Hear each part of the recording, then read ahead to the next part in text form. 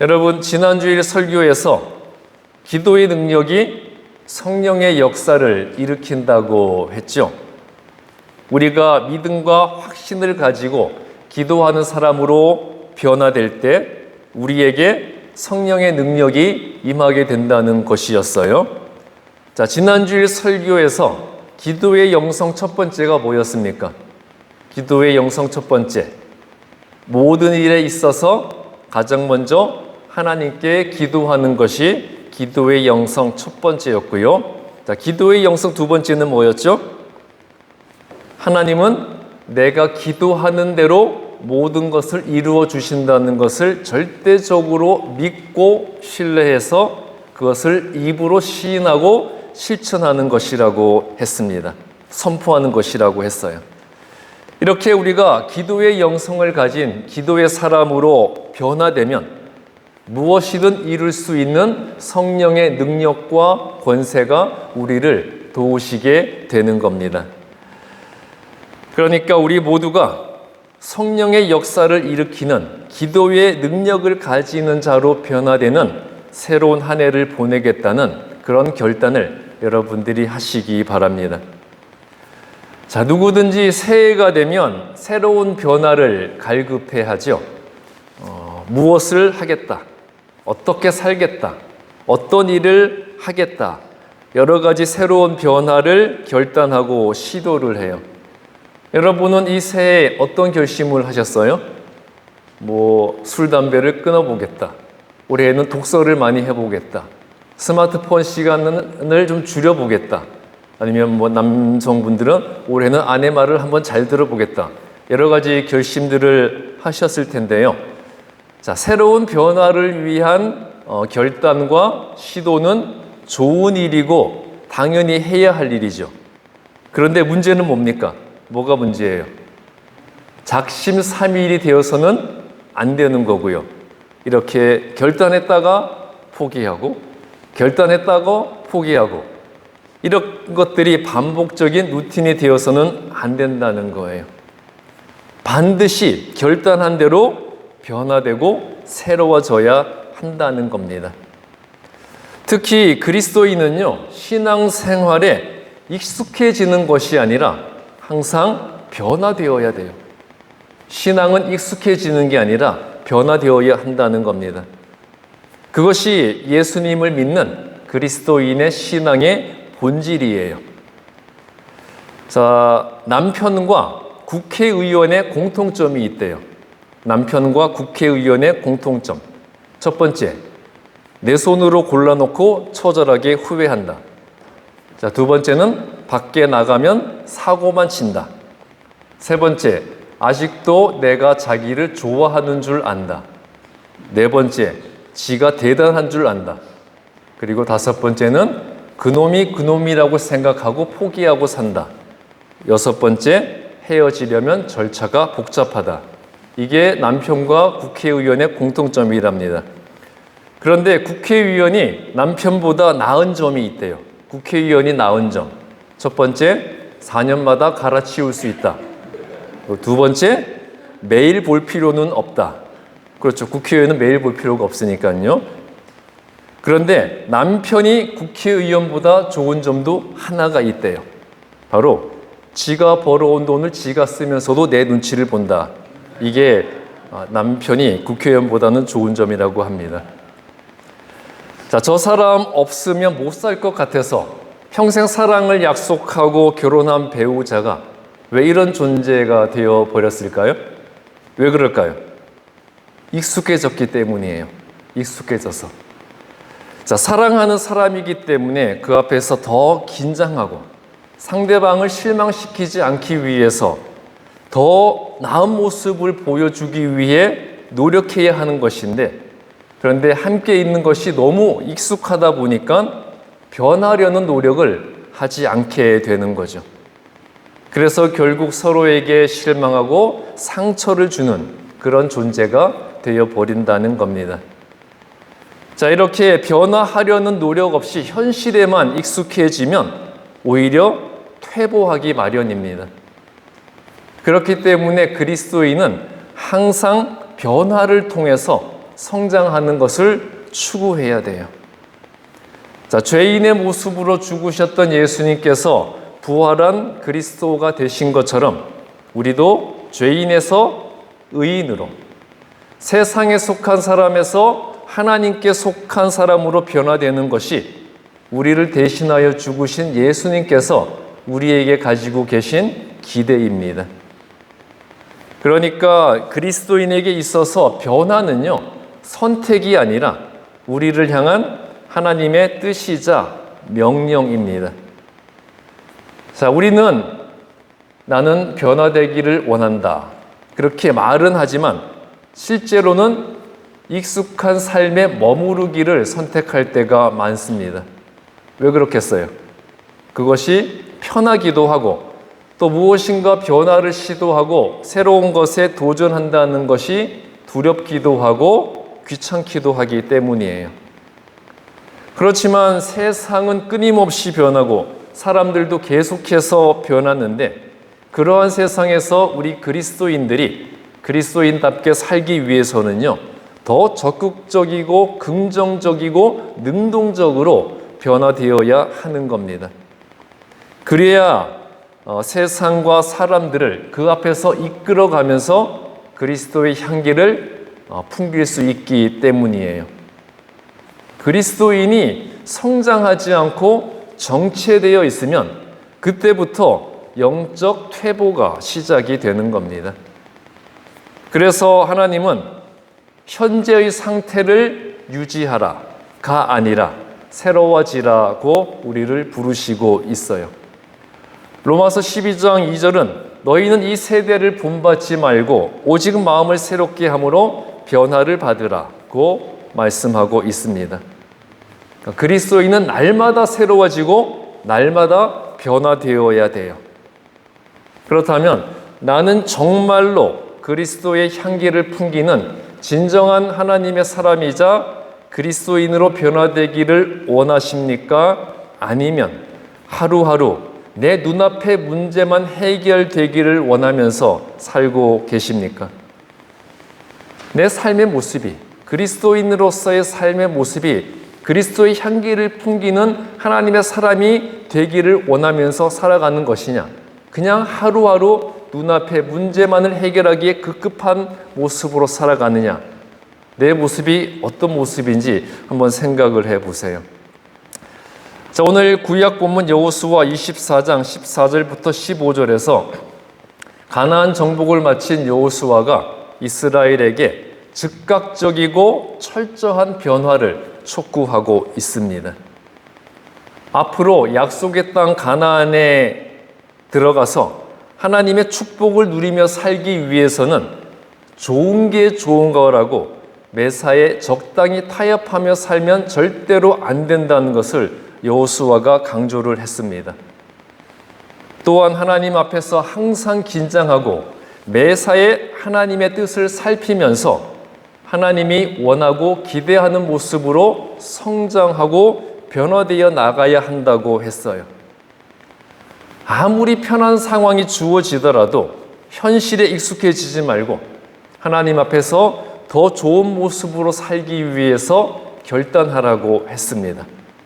그리고 중요한 것은요, 그 결단은 나중에 하거나 언젠가 하겠다는 것이 아니라 지금 당장 시작해야 한다고 교훈하고 있어요. 여호수아는 14절에서 이스라엘이 애굽에서부터 광야 생활에 이르기까지 끊임없이 우상을 숭배했던 것과 또 지금까지도 여전히 그 영향에서 완전히 벗어나지 못하고 있는 것을 지적했어요. 그러면서 여호수아는 15절에서 이스라엘 백성들에게 계속해서 우상을 섬기든지 아니면 하나님을 섬길 것인지 지금 즉시 선택해야 한다고 선포를 했어요. 하나님을 섬긴다고 하면서도 필요하면 우상을 섬기던 그 행태를 당장 중지하고 오직 하나님만을 섬기는 자로 변화될 것을 지금 즉시 결단하고 그대로 시행하지 않는 한 이스라엘은 결코 가나안에서 하나님이 약속하신 번영을 누릴 수 없다는 것을 분명하게 숙지시켜 주었습니다. 고린도후서 5장 17절은요. 예수님을 그리스도로 믿는 그리스도인은 이전의 옛 모습을 버리고 그리스도 예수 안에서 완전히 변화된 새로운 피조물이 되어야 한다고 말씀을 하고 있습니다. 고린도후서 5장 17절에서 이전 것은 지나갔으니 보라 새 것이 되었다. 그렇게 말씀하고 있는데요. 이 말은 이전의 옛사람의 모습은 이미 사라져 버렸고 지금 내 눈에 내가 새롭게 변화된 모습이 보여져야 한다는 거예요. 옛사람의 모습은 이미 사라졌고 내 눈에 내가 변화된 새로운 모습이 보여져야 한다는 거죠. 즉 예수님에게 그리스도인으로서 부끄럽지 않은 새로운 모습으로 변화되는 것은 지금 즉시 결단해서 실천해야 할 일이라는 것을 분명하게 강조하고 있습니다. 자, 그렇다면 새로운 변화를 위해서 그리스도인이 먼저 해야 할 일은요, 첫째로 내 자신을 하나님께 드리는 결단이 있어야 됩니다. 로마서 12장 1절에서 내 몸을 하나님이 기뻐하시는 산제물로 드리라고 했습니다. 이게 무슨 말일까요? 내가 하나님께 받을 은혜와 축복이 먼저가 아니라 내가 하나님께 헌신하고 충성하는 것이 먼저가 되어야 한다는 거예요. 자, 변화는 환경이 아니라 헌신에서 시작되어야 합니다. 환경이 바뀌었다고 변화가 시작되는 게 아니에요. 실제적으로 헌신을 할 때 변화가 시작이 된다는 겁니다. 자, 나를 살아있는 산제물로 드리는 산제사는요, 일회성이 아닌 지속적인 삶의 태도를 의미하고 있어요. 즉, 끊임없이 헌신과 충성을 바치는 삶의 모습이라는 거죠. 그런데 내가 아직까지도 하나님께 온전히 드리지 못하는 삶의 영역이 있다면 그것은 반드시 옛 모습으로 돌아가게 되어 있어요. 내가 아직까지도 하나님께 온전히 드리지 못하는 삶의 영역, 결국 그것은 다시 옛 모습으로 돌아가게 된다는 거죠. 그것이 시간이건 가치관이건 계획과 꿈이건 물질이건 어느 것이건 간에 하나님께 헌신하기 위해서 사용하지 않는다면 그것은 결국 죄를 짓는데 사용하게 되어 있습니다. 그리스도인의 진정한 변화는요, 하나님, 제 삶의 주인이 바뀌었습니다 라는 고백에서 시작이 되어야 돼요. 내 삶의 주인이 나에서 하나님으로 바뀌었습니다. 내가 죄인에서 의인으로 바뀌었습니다. 내가 죄의 종에서 순종의 종으로 바뀌었습니다. 이런 고백에서 우리의 변화가 출발되어야 한다는 거죠. 자, 그런데 내가 예수를 믿고서도 지금까지 변화되지 못했다면 그 이유는 뭘까요? 그 이유는 능력이 없어서가 아니라 나를 내어드리지 못했기 때문이에요. 즉, 내가 변화될 능력이 없어서가 아니라 뭐가 없다는 겁니까? 변화될 의지가 없기 때문이라는 거죠. 하나님은 우리에게 부분적인 헌신이 아니라 전인적인 헌신을 원하고 계십니다. 사실 우리는 하나님 앞에서 여러 가지를 나누어요. 하나님을 위해 할 수 있는 일과 할 수 없는 일, 하나님께 드릴 수 있는 것과 드릴 수 없는 것, 하나님께 맡길 수 있는 것과 맡길 수 없는 것을 나눕니다. 그리고 나서 하나님을 위해서 할 수 있는 일만 하고 하나님께 드릴 수 있는 것만 드리고 하나님께 맡길 수 있는 것만 맡겨요. 그렇죠? 그런데 하나님은 그러한 부분적인 헌신이 아니라 전적인 헌신을 우리에게 원하신다는 겁니다. 자, 그렇다면 우리가 내 삶에서 아직까지도 하나님께 내어드리지 못하는 영역은 무엇이 있을까요? 여러분들이 아직까지 하나님께 내어드리지 못하는 삶의 영역은 무엇이 있습니까? 시간, 관계, 재정, 습관, 생각, 삶의 목적, 그리고 인생의 방향 등에서 내가 아직까지도 하나님께 최종적인 주권을 내어드리지 못하고 끝까지 내가 주인이 되어서 모든 것을 결정하고 주관하는 영역은 무엇이 있습니까? 여러분 스스로 솔직하게 판단을 해보세요. 어느 영역에서 아직까지 내가 주인이 되어 있는가 판단해 보시기 바랍니다. 자, 그리고 그리스도인이 새로운 변화를 위해서 해야 할 일은 두 번째로 생각의 틀을 새롭게 하는 결단을 이루어야 돼요. 여러분, 우리의 삶은요, 생각이 이끄는 방향으로 흘러가게 되어 있어요.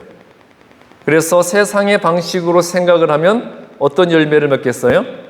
세상의 방식으로 생각하면 세상의 열매를 맺을 수밖에 없는 것이고요. 반면에 하나님의 방식대로 그리고 성경 말씀대로 생각할 때 성령의 열매를 맺게 되어 있습니다. 자, 우리가 회개라는 말을 많이 쓰는데 회개가 뭡니까? 회개가 뭐예요? 회개는 행동을 고치는 것이 아니라 사고방식을 전환하는 것입니다. 이렇게 오직 말씀과 성령으로 내 모든 생각을 재편성할 때 진짜 변화가 일어나게 되는 거예요. 자, 나는 원래 이런 사람이야. 나는 이렇게 태어났어. 이런 말로 변하지 못하는 자신을 합리화하는 경우가 많은데요. 이런 생각을 고린도후서 5장 17절 말씀처럼 나는 새로운 피조물이다 라는 생각으로 바꾸어야 합니다. 나는 어쩔 수 없어. 나는 뭘 해도 안 돼. 내 기도는 응답되지 않아. 그러니 내가 뭘 할 수 있겠어. 이러한 실패 중심의 사고에서 예수님이 내 모든 형편과 사정을 다 알고 계셔. 성령이 나를 도와주시고 있어. 나는 약하지만 나와 함께 하시는 하나님은 강하신 분이야. 이러한 은혜 중심의 사고로 변화가 되어야 합니다. 그런데 변화되지 않는 신앙은요, 여전히 부정적이고 소극적이고 수동적인 옛 생각에 사로잡혀서 살도록 만들어 버립니다. 그리고 새로운 변화를 위해 그리스도인이 해야 할 세 번째는요, 내일부터, 다음부터가 아니라 바로 오늘 순종하는 결단을 이루어야 합니다. 우리는 항상 다음에 한다 그러잖아요. 내일 한다 그러죠. 그러나 다음부터, 내일부터가 아니라 바로 오늘 하나님께 순종의 결단을 이루어야 한다는 거죠. 이 변화라는 것은요, 언젠가가 아니라 오늘의 선택이 되어야 돼요. 결단 없는 깨달음은 아무것도 바꾸지 못합니다. 자, 하나님은 우리에게 완벽한 것을 요구하시는 것이 아니라 순종의 여부와 순종의 방향을 보시려고 하는 거예요. 내가 순종할 것인가? 그 순종의 여부와 어떻게 순종할 것인가? 그 순종의 방향을 보시려고 한다는 거죠.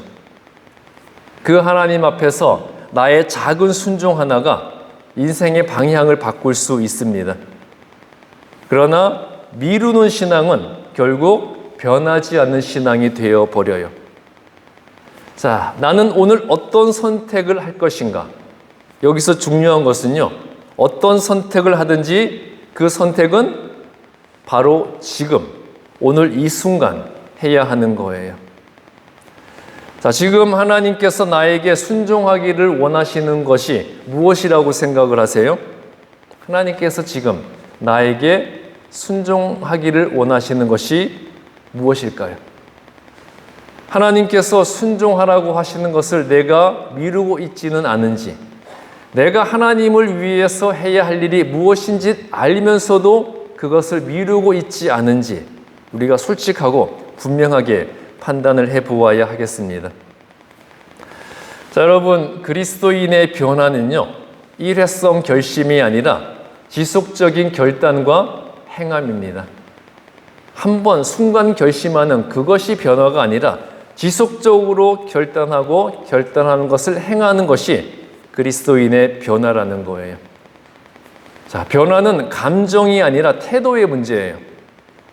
내가 변화해야 되는데, 나도 변하고 싶다.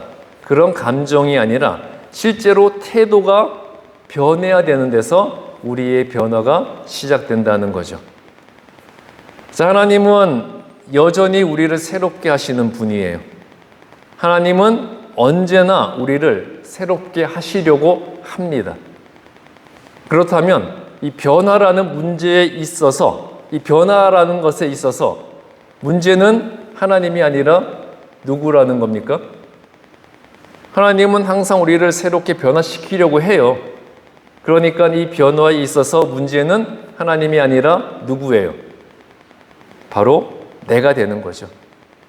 내가 변화의 자리에 서 있는지, 그게 문제라는 겁니다. 자, 내가 변화될 의지가 있는지, 내가 변화되려고 결단을 하는지, 그리고 내가 변화를 위한 시도를 하는지가 중요합니다. 자, 여러분, 하나님 앞에서 변화될 의지가 있으십니까? 변화되려고 결단을 하십니까? 그리고 변화를 위한 시도를 하셔야 됩니다. 여러분, 오늘 다시 한번 결단하시기 바랍니다. 이제 나는 내가 사는 것이 아니요 오직 그리스도께서 내 안에 사시는 것이다. 나의 주권을 예수님께 내어드리면 내 안에 계신 예수님께서 성령의 도우심으로 나를 변화시켜 주십니다. 그리고 변화된 나에게 성령의 능력으로 도와주실 거예요. 자, 여러분, 진정한 하나님의 사람, 예수님의 제자, 그리고 특별히 이 한 해 기도의 사람으로 변화되는 그리스도인들이 되시기를 주님의 이름으로 축복합니다. 기도하겠습니다.